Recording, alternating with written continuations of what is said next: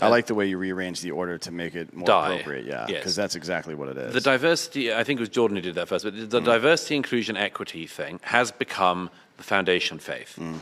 And it's come in, of course it would, something has to fill up that void. Right. But what I hate about it in America is that the American story that you had, and that some people still have, was a story about heroism. It was a story of improvement, including self-improvement. That's why, and this is why one of the things I focus on in the War on the West is the way in which our history has been assaulted. Because there is now not a damn hero we had that hasn't been taken down.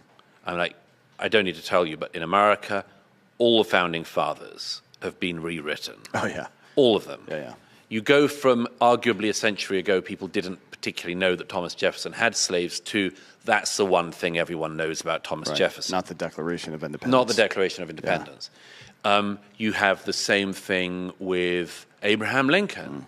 I mean, Lincoln's story, I was speaking to one of his biographers the other week, Lincoln's story is one of the great American stories. It doesn't matter what your politics are. It's a story of somebody coming from absolutely nothing and becoming the president. Lincoln probably had 1 year of education, and he was being brought up. And he was basically brought up in the Iron Age. In the middle of Illinois, nowhere. They had nothing.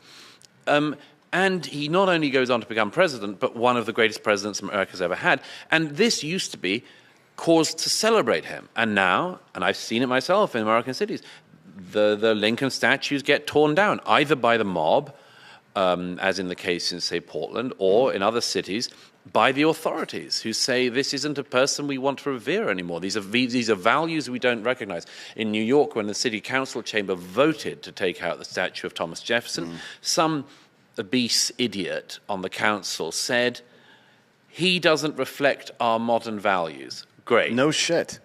You know?